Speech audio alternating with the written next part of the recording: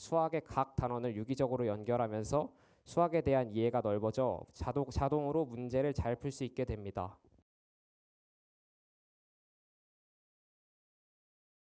안녕하세요. 수학에 대해 이런저런 이야기를 하러 이 자리에 나오게 된 2학년 6반 10번 정주호입니다. 사실 제가 여러분들께 강연을 하러 나올 만큼 뭔가 대단한 능력이 있는 사람이라고 생각하진 않아서 그냥 제가 가장 좋아하는 과목인 수학에 대해 이런저런 이야기를 듣는 시간이라고 생각해 주시면 감사하겠습니다. 우선 목차를 말씀드릴 건데요. 우리가 수학을 배워야 하는 이유, 그리고 이에 관련지어서 수학과 저에 대한 이야기, 그리고 제가 수학을 어떻게 공부했는지에 관한 내용입니다. 우리는 수학을 초등학교 1학년 때부터 배우고 있으면서 정작 왜 수학을 배워야 하는지에 대해서는 배운 적이 없습니다. 수학 공부가 하기 싫을 때면 도대체 이런 과목을 어디에 써먹는다고 우리가 배워야 되는 건지, 사칙연산만 할 줄 알면 일상생활에 문제가 없는데 왜 이걸 배워야 되는 건지 모르겠다며 불평불만하셨을 때 한 번쯤은 다 있으실 겁니다. 특히 인문계, 즉 문과라고 불리는 대학교 학과에 진학하실 예정이라면 아마도 고등학교를 졸업하시고 나서는 지긋지긋한 수학을 볼 일이 없으시겠죠. 그런데 우리가 수학을 배워야 하는 이유는 꼭 이런 수학을 대학 학문에 적용시키기 위해서만은 아닙니다. 근본적인 수학 학습의 이유는 먼저 논리력의 향상에 있습니다. 논리학은 무엇이 올바른 추론이지, 즉 참과 거짓, 혹은 무엇이 옳은지를 판단하기 위해 발달한 학문입니다. 아리스토텔레스에 의해 태동한 이후 독자적으로 발달해오던 논리학은 19세기 들어 조지 부울 그리고 버트란드 러셀 등에 의하여 수학과 밀접한 관련을 갖게 됩니다. 이후 수리 논리학이라는 새로운 수학 분야가 생기게 되었을 정도죠. 러셀의 대표적인 업적이 러셀의 역설이 대표적입니다. 이건 좀 어려우니까 이걸 보고 읽을게요. 그 자신이 그 집합의 원소가 아닌 모든 집합들의 집합을 S라 할 때 그러면 그 집합 S는 그 자신이 S의 원소인가? 입니다. 이게 저도 무슨 말인지 정확하게 모르겠고 이게 뭔 소린가 싶은데요. 쉽게 설명해서 자기 자신의 수염을 스스로 깎지 않는 사람들의 수염만을 깎아주는 이발사가 있다고 가정합니다. 이때 이발사의 수염은 누가 깎아주어야 할까요? 이에 관련된 역설이 바로 러셀의 역설의 쉬운 버전입니다. 다른 사람이 이 이발사의 수염을 깎아주면 그 즉시 이발사는 자신이 직접 수염을 깎지 않은 사람이 되죠.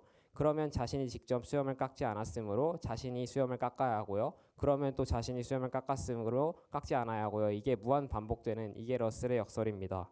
이런 말장난 같은 논리 문제와 이를 집합으로 표현한 수학은 러셀 이후 깊은 연관성을 보이게 됩니다. 본론으로 돌아와서 수학을 배우는 이유는 결국 궁극적으로 논리력을 향상시켜서 논리적 사고가 필요한 다른 학문들을 잘 하기 위해서에 있다고 볼 수 있습니다. 두 번째 이유는 당연합니다. 자연계에서는 그냥 수학이 쓰입니다. 허수는 복소평면을 넘어 전기 전자공학의 필수적인 부문으로 뽑히고 확률과 통계는 코딩을 할 때 가장 필수적인 덕목으로 꼽히며 미적분을 쓰지 않는 자연계 학과, 공과대학은 없습니다. 수학은 모든 과학의 언어이다라는 말이 있는 것처럼 말이죠. 이 부분은 당연하다고 생각하실 테니 이만하고 넘어가겠습니다. 이제 수학과 저에 대해 말씀드릴까 합니다. 어렸을 때 제가 뽀로로를 볼 때 제가 유독 뽀로로에서 숫자 관련된 노래만 나오면 거기에 푹 빠져서 TV 앞으로 돌진하곤 했었다고 어머니가 말씀해 주셨곤 했습니다. 어렸을 때부터 수학을 좋아했던 것 같습니다. 그 이유는 제가 생각했을 때는 그때까지 제가 배운 선에서는 그냥 답이 명확하게 정해진 과목이라 그랬던 것 같아요. 초등학생 정도가 되고 나서 과학이란 학문을 새로 알게 되었습니다. 그 중에서 제가 꽂혔던 과목은 딱 두 개였는데요. 물리학과 화학입니다. 그래서 뭐 그때는 사실 초등학생이니까 이해할 수 있는 게 많지 않았어요. 그래서 물리학과 화학에 관련된 쉬운 책들을 찾아서 읽어보곤 했는데요. 그래도 뭐 이해할 수 있는 게 많지는 않았지만 조금이라도 알 수 있게 됐습니다.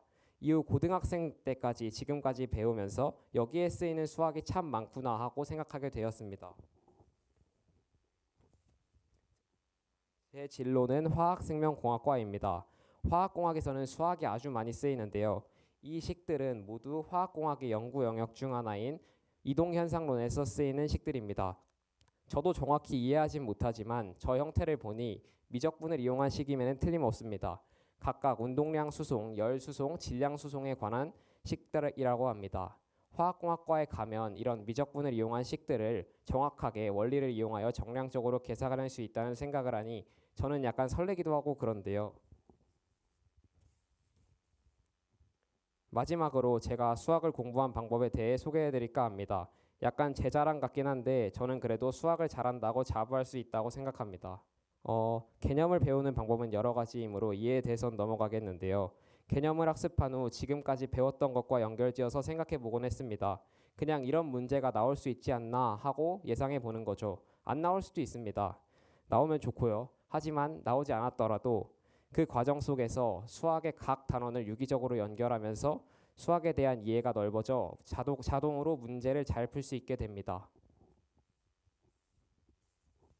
예를 들어 유리함수의 미분이 있는데요. 저희가 유리식을 고등학교 1학년 때 배웠고 그 다음에 함수의 미분을 고등학교 2학년 수학 2에서 배웁니다. 그래서 다항함수의 미분에서 쓴 미분 공식을 여기 적용해 보면 안 되나 하고 생각해 보곤 했었습니다. 그런데 미적분을 예습하다 보니 실제로 나오더라고요. 그래서 예상했던 것이었으니 더 쉽게 받아들일 수 있었습니다.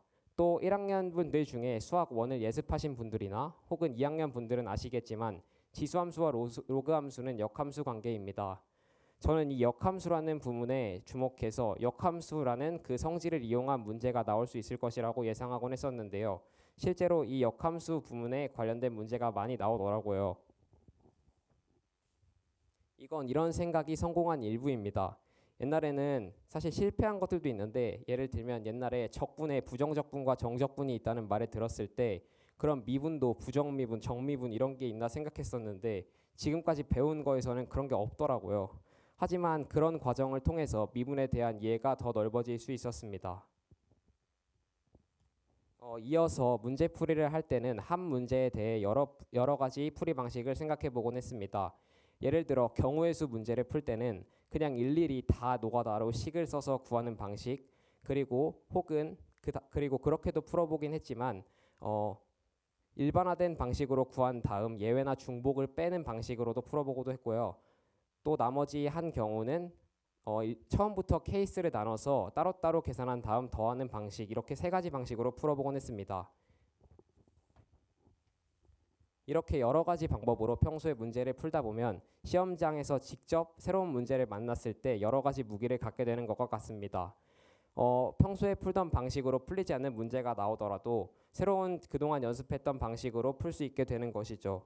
또 틀린 문제를 고칠 때는 틀린 개념에 집중해서 그 개념이 이 단원에 자주 쓰이는 부분에 대해서 한번 정리만 하고 가주면 됩니다.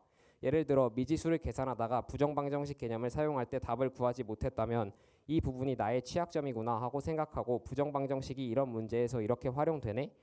그럼 앞으로는 이렇게 계산해야겠다 하고 생각하고 넘기면 됩니다. 이 이후에는 그냥 어려운 문제를 많이 풀다 보면 실력이 늘게 되겠죠. 풀다가 틀리는 문제가 많았지만 그 과정에서 저렇게 하나하나씩 정리하다 보면 창의적으로 문제를 푸는 능력도 향상되고 오개념도 고쳐가며 수학 실력이 늘 수 있다고 저는 생각합니다. 이제 마지막까지 이야기했는데요. 이번 저의 이야기를 통해 여러분들이 수학에 대해 더 가깝게 느껴지셨으면 좋겠다고 생각합니다. 앞으로 수학 그리고 다른 과목들도 공부할 때 힘드실 텐데 힘내시고요. 지금까지 제 이야기를 들어주셔서 감사합니다.